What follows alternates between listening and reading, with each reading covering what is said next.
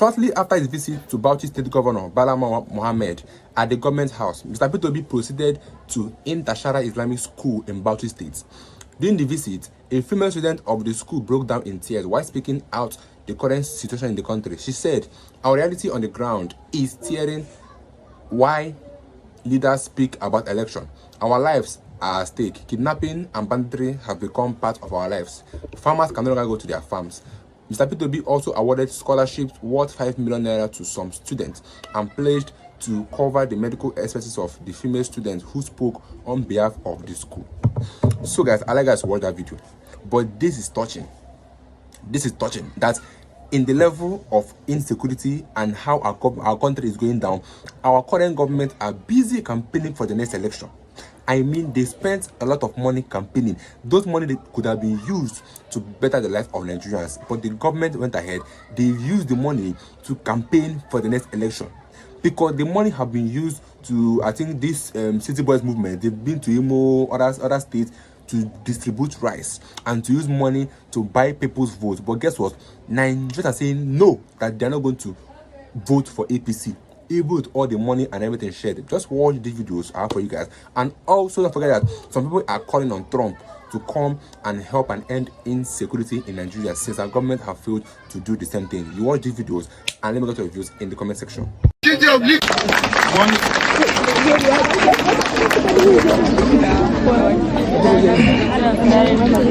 One where every child has access to quality education and security.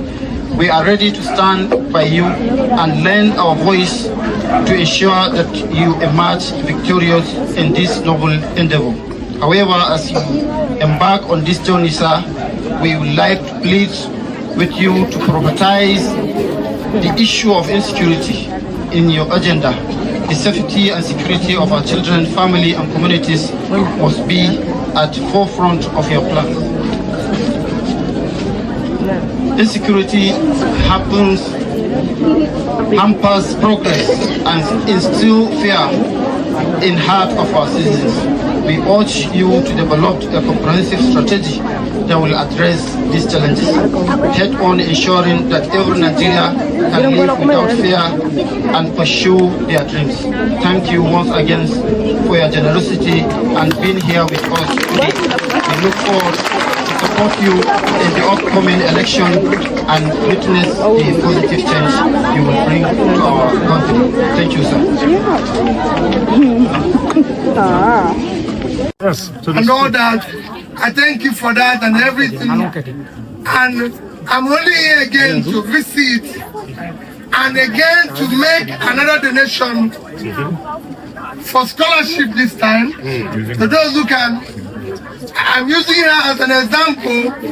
I heard what she said about insecurity, and that's where I stand. Our society must be secure. This society must care for those who are not so fortunate. We must secure them. We must say that these children will have opportunity of living life without knowing anybody, but grow to be somebody that society will celebrate. So I'm doing a donation of 5 million naira to support what is happening today. Our president. That's like a PA system on their own. I don't know. Who's the best? I would like that our security agencies are well equipped and professional. However, sir, our reality on the ground is dire. When we speak about 2027, our lives are on stake in 2026. Kidnapping and banditry has become part of our lives. In our community, we live in fear. Farmers can no longer go to their farms for fear of being abducted or killed, threatening food security and our livelihood. We need a leader who does not just diagnose the problem, but acts decisively to solve them. We need a secure environment where we can go to school without fear of abduction. Therefore, to everyone here from nook and cranny of the country, I urge you all to join the movement of His Excellency Peter Obi for a better and peaceful Nigeria. Thank you. I remain Amina Abubakar Ahmed. Thank you. She's doing one more. Trump must come in Nigeria. We need him. He must come. We support the coming of American soldiers in Nigeria. And President Trump must come in Nigeria.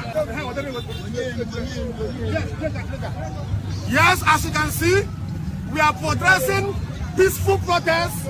We support the coming of President Trump in Nigeria. This killing of Christians is too much in Nigeria. We need Trump to come in Nigeria to fight against these terrorists.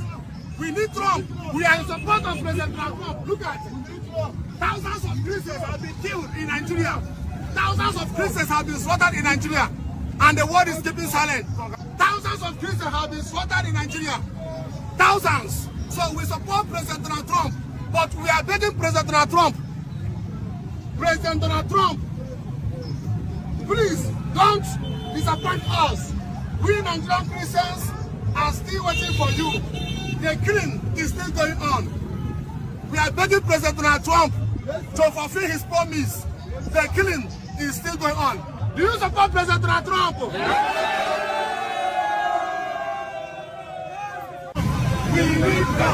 That's President Bola Tinubu in his political element, and he was speaking from the heart, if you're going to say it. So, but what are the implications of what he has said? Beyond the rhetoric, critical questions remain. Is the opposition truly weakening or simply regrouping?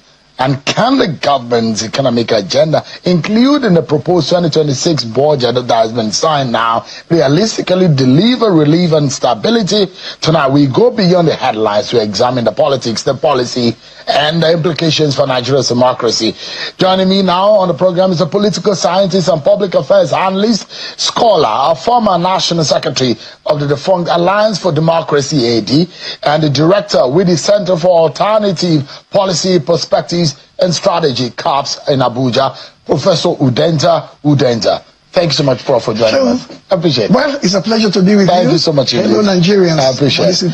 If there's someone who understands the politics of Bola Tinubu, you will say you are one of them. You work closely with him at the AD. That was a younger Bola Tinubu who was, in that moment, a lot of people thought that he fought the central government. He stood his ground. He made his politics known to the rest of the world. But if you hear what the president said today, and he said that the opposition thought they were going to scare him. What do you make of that kind of statement? Well, let me put it this way. There's something in law we call the fruition of time, passage of time. Seasons come and seasons go.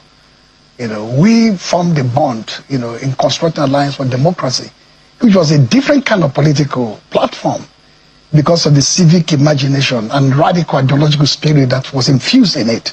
The struggle against Abacha, Abiola's death, Abacha's own death, and that combustible period when the nation was on edge. We formed the Alliance for Democracy, ultimately became governor of Lagos State, as we said, a very younger person. That's 27 odd years or so ago. The fruition of time has these consequences, in the sense that AD was an ideological platform with clear vision and philosophical depth. APC is just a special purpose vehicle. It's a contraption. It has no focus. It has no ideological bearing. It has no philosophical reach. It's just a vehicle that was put together to flush PDP out of power 2015, and they succeeded admirably well. But since they succeeded in doing that, they've refused to govern. The 8 years of Buhari presidency that our president has currently invoked has been considered by many, not just scholars, ordinary citizens, as a disaster in terms of corruption, in terms of nepotism, in terms of insecurity, in terms of even the insufferable sense of aloofness that defined that period.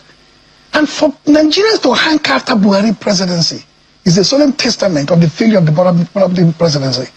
Well, the question he will ask himself as the president is, Nigerians are going to an election early next year. They're not going to listen to a rhetoric or grandstanding or sense of mission or accomplishment. They'll ask themselves the bitter question, how were we May 29, 2023? And how are we today? The answer will be resounding. We are worse off today than we were under the Buhari presidency. Is that the reality? It's the reality. Presently. Presently. But the president has simply absolved the Buhari government of any... He has and to. he said, I am Buhari. And those who say, is this more of a realistic conversation, statement or political statement? At this crucial stage, he has to do it. He has an audience in northern Nigeria. Says, I did not abandon. So the sentiment is for the northern. Of course, I did. I've got the force, the CPC, in the configuration of forces in northern Nigeria. I did not abandon my Lord and Master. He was my boss. He was our leader for 8 years. But we know how that government functioned for 8 years. When we talk about poverty capital of the world, Brother Tinubu president has added 10 more million people to Buhari's own poverty. Insecurity was much more rooted in the northeast. He has expanded it to northwest, north central, everywhere. If you look at even the opaqueness of the budget, you find that 2024 budget has not even been executed. 25 budget have been extended to 26. 26 is just taking off stream, almost mid-year. So with 3 years in a cycle, close to 200 trillion cannot be accounted for. So when the World Bank says we can't find 34 trillion of this money, and you can see the explanation from the Minister of Finance, it is vacuous and empty. It does not make sense.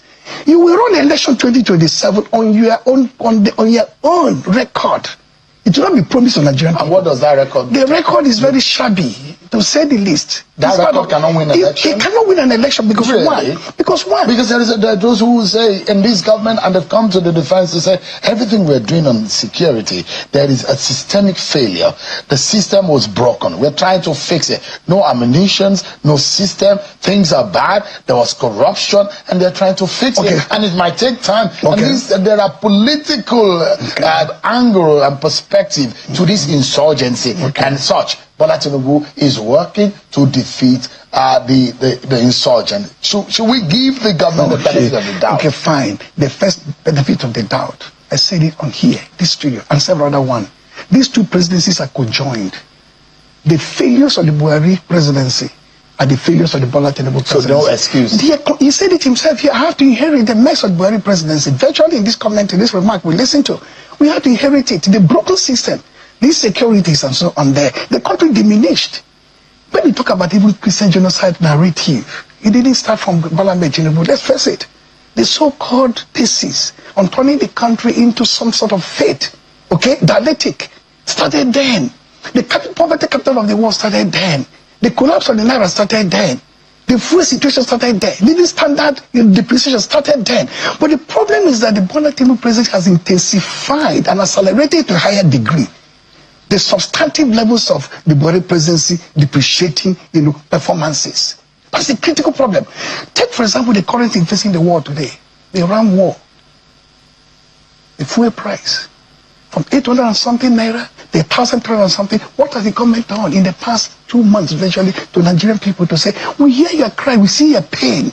We're actually taxing the importers extra money because we're making more millions of dollars by selling at a very stupendous high level. What have you done? Many other countries, you know what they're doing? They're freezing prices of petroleum products, but they're not doing subsidy. They are injecting back into the system the millions of dollars they're expropriating from those who are importing fuel. They're not doing it there. Yeah, Prof, let me ask you.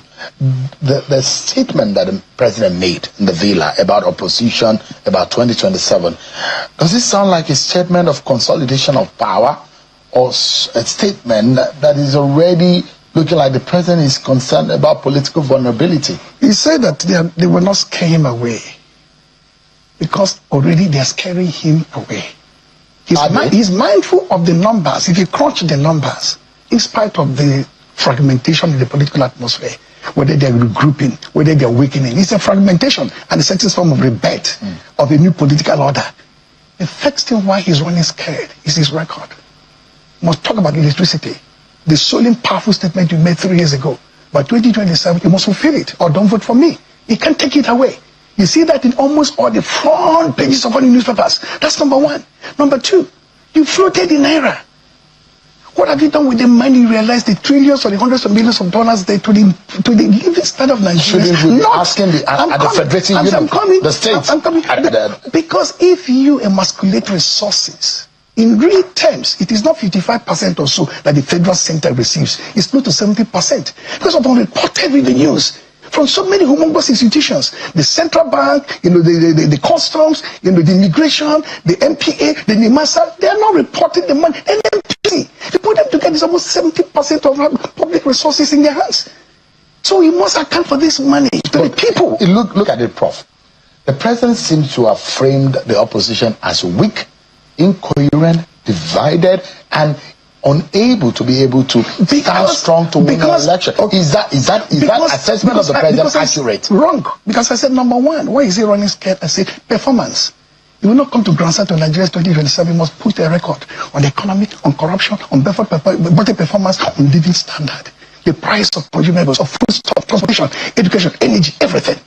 Zero. Two, if you're not running scared, we will not have the kind of INEC we have. In several studios, I say that Professor Mupitan was procured and produced to do precisely what he's doing now. What is he doing now? Number one, before Mahmoud left, who was not even a very popular man, he had rebalanced the multi-party conversation by bringing PDP to INEC. If you remember, to sort out the differences, they've given notice to INEC, and so they're prepared for Congress and convention. When he left almost a month before his tenure was up, Labour Party had almost been tinkered with and taken care of. APC, NDC have been resolved. David Mark, suddenly they're up in the air. And as I said, not because I put anybody down. I don't know the professor very well. When you have in the north central of Kogi State, an Amupitan, a Josh Amupitan, getting the name is bearing. You go to Kwara, and they have the NNPC GMD, getting the name is bearing. There's a certain level of intentionality. So PDP is suddenly no more. Possibly we don't know what this people will do tomorrow because somebody's running scared. ADC, formulated, carefully created by those who facilitated as a coalition with no problem, suddenly is now doing on the racks. SDP, the same level, the same. There's a certain level of intentionality. I'm running scared because if the parties are strong, are united and decisive, it will be a problem for me. Prof, let's look at it. And you are one that one will never say is living in political naivety. At all. You are one that one will never say that you are lacking of political knowledge, understanding, and experience. Absolutely. Your experience go way back. So I will respect your analysis in this sense. And I like you to be very critical and say the truth to power. And let's say it exactly the way it is. Okay. But let me ask you, in the president's own assessment, and he has, highlighted some of the leaders and the big wigs within the opposition. But if you look at it, and he's also talked about the crisis in internal politics and the crisis in this political party. Let's be honest with ourselves. Okay. You know Bola Tinubu. In Bola Tinubu's days, when he was a younger, he was brutal. He went into Ekiti, went into Oshun, and he endorsed. And he has his foot soldiers sitting in that room in the renewed hope ambassador, the governors across all the state, and he gave them the confidence. And look, if they could not beat me when I didn't have power, is it now that they will beat me? And you know him. If you're going to beat Bola Tinubu, you must be, the more you look as a frail Bola Tinubu at your own peril. It's probably one of the smartest political strategies we have in the country. If you undermine him at your own peril.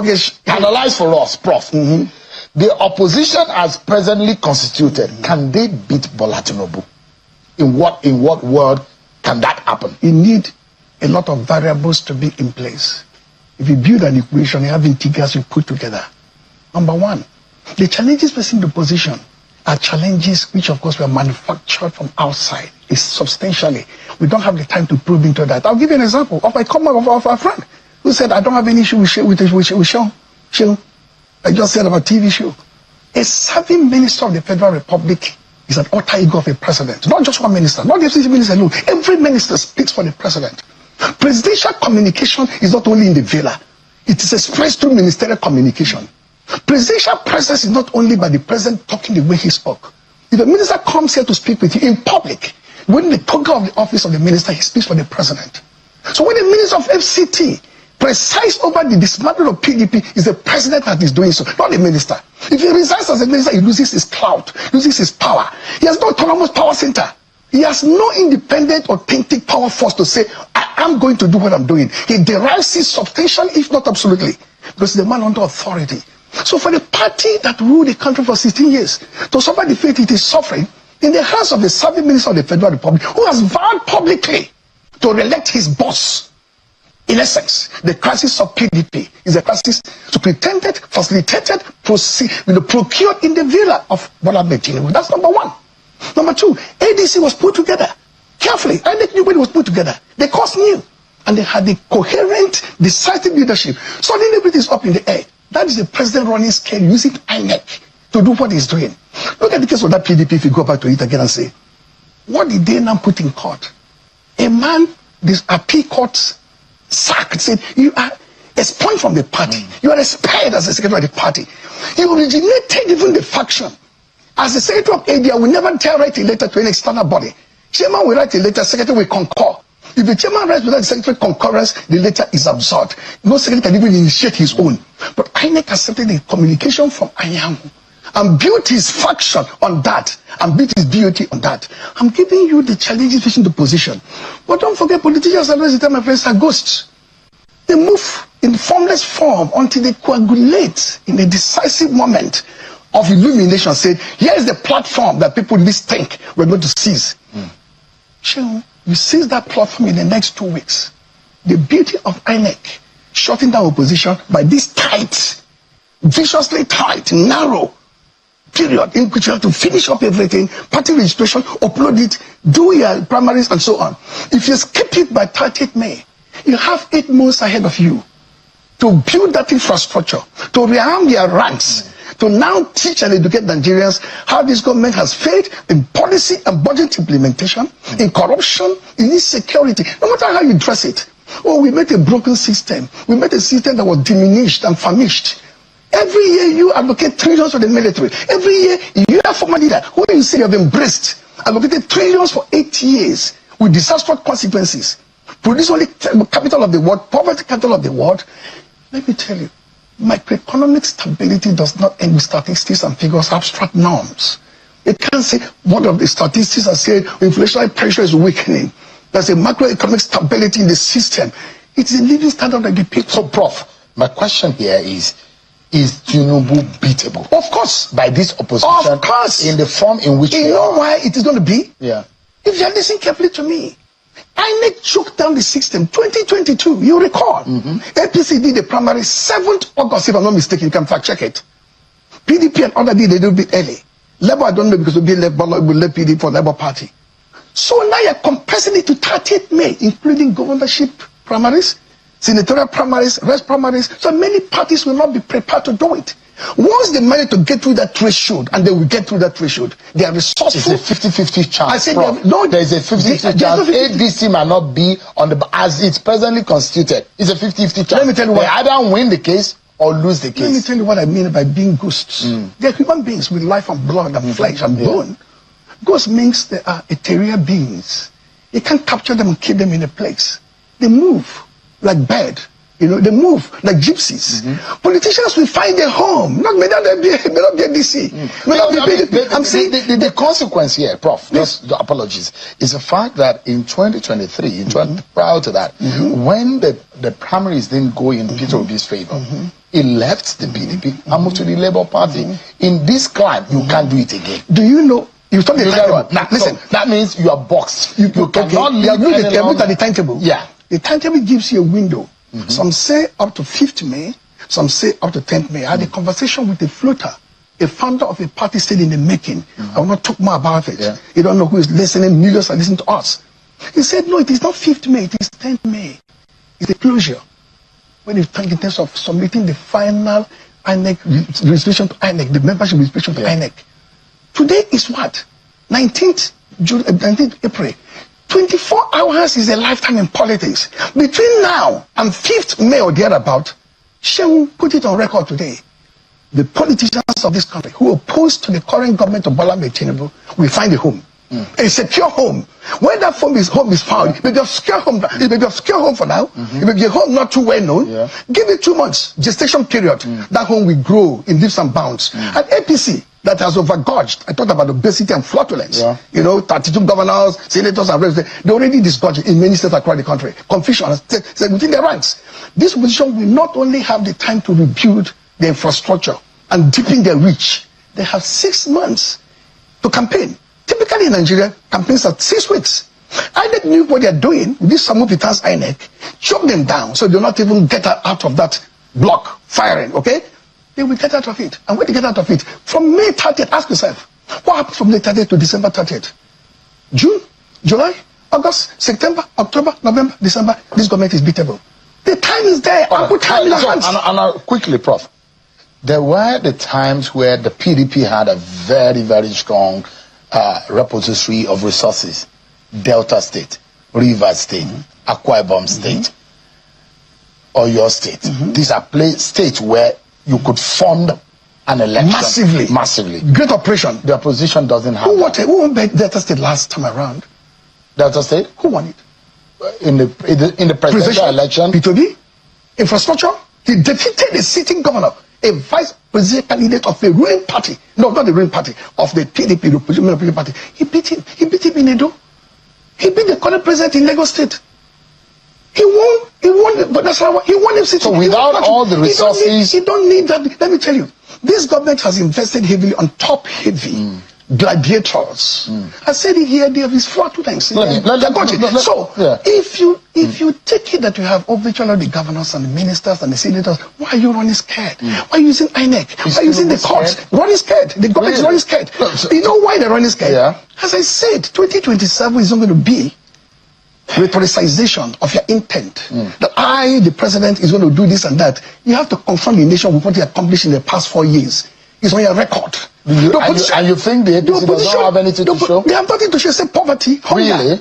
Poverty, hunger, insecurity in the country. Did you watch Dr. Zach Adedeji? Do you at the opening, the guy intelligently broke down the economic achievements and the policy direction of the Bola Tinubu. You have your neighbors? And I wish, just a moment, sir. I mean, even if you disagree with the Bola Tinubu government, I wish this government can actually have the likes of Zach Adedeji to eloquently and even if you don't agree with the figures, if you can eloquently analyze the economic policies of this government in the way the guy did, there will be more understanding. Did you hear me? I hear very clearly, Sheung. I said here, abstract numbers on macroeconomic stability, lower the inflationary pressure, digitizing this will not work with the people. It's hunger.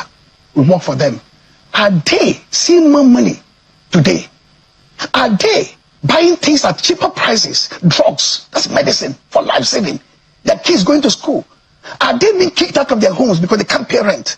Since the Iran war started, they now moved fuel from 800 to 1,300. Are they seeing better money? I'm coming to manage it. Diesel was 1,020 to now 2,000 a liter. Are they seeing money to buy diesel? Are their homes not in darkness? DDG's figures and numbers are irrelevant and meaningless to the welfare of the people. What matters is the living condition. That is why government sometimes is distant from the people, isolated and alienated. They give you grand numbers, it runs very well, you will be there, one back will be there clapping for you. The reality is that people are bitter, hungry. All right, Prof, this is where we anchor tonight. And let me know your views. If you were to if you're on the analysis table and in the situation room, in the war room, and you want to beat Bola Tinubu, whom you know very well. Yes. What pairing would you pick in the opposition as presently constituted? What pairing? What pairing? The ticket. Who are the faces you will put on the ticket if you want to beat Bola Tinubu, frankly speaking? First and foremost, I have been on record that because of the necessity of zoning, as a way to restrain the appetite of the elite. Because if you don't restrain the appetite of the elite, you may have a Benue situation where the thieves will perpetually produce the governor. And the dumbers and so on will produce the deputy. A time will come when the thief will say, we have had this in too long. Let us give it to the other person. In 2023, the man in detention, that's where Rufai helped this president over the finishing line. He took war with his political mentor and his father, the president. He even went to court against him. He even did a counter broadcast in Kaduna when the president made a broadcast on the Naira with design and so on. He did a counter broadcast. He said there are no leaders in the north even. Not like don't respect leaders. He said we the governors have decided the power must go to the south. And they pit on the president. They helped him over the finishing line. 2027, people believe that the power should remain in the south to continue to 2031. What pairing? The pairing in the south you have, you have to do what you have on the ground, visible, manifest, is P2B.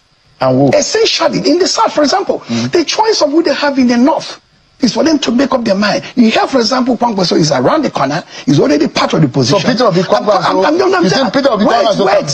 Wait, I'm not finished. Yeah. Of late, the governor of Bauchi State, General PDP Governor's Forum, has been all over the place there, to be given the consequences of the problems in the party. He's suffering, his pain, his courage for 3 years standing firm to say, what do we do? Suddenly I heard the news. Bauchi PDP have said no to any conversation with the APC. It is done. The deal is dead on arrival. That means he become part again of parcel of the leadership of the position. Who says it can be him? There are forces there. I'm not saying it is him. I'm saying in a political analysis, any pairing. I won't go as far as Buba Galadima. As an older person, he could use certain choice words. Certain words, I will not use that.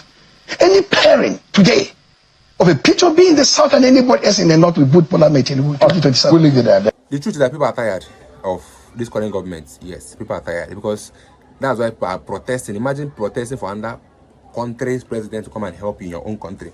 Whereas we have governors, we have presidents, we have chief of defense staff, we have minister for defense, we have NSA, we have IGP, we have this one, but yet they are calling on Trump. They are calling on Trump to come and help and fight insecurity in Nigeria. Make it make sense. It does not make sense because this government have failed to protect Nigerians. So the worst part is that our government forgave over 700 terrorists in Nigeria. Our own government pardoned over 700 terrorists. I did not say kidnappers. Terrorists, I not say thieves, terrorists, people that have been known to be kidnapping, to be killing, to be making people's life miserable. These are the people that our government pardoned. Welcome to Nigeria, where our governments are busy focusing on the next election, forgetting that their current tenure is nothing to write home about. Insecurity, poverty, lack of good education sector, lack of health sector, because many have lost their life because of inadequate health sector. Many have dropped out of school because of inadequate school sector. These places are where we need to invest in. These have been P2B slogan. We need to invest in education. We need to invest in health and agriculture. Now Peter was asked, what will you do if he eventually becomes our president? He said number one thing now is insecurity, because you cannot be leading people that are being killed. You can't lead ghosts. You need your people to be alive first of all before you can talk about governance. But this current government don't care about governance. All they are focused on is how they can remain in seats, even though they are not doing anything, but they want to remain in seats come 2027. Meanwhile, guys, don't forget to leave a comment and a like in the comment section, guys. If you haven't, please subscribe. I'll see you guys in my next video.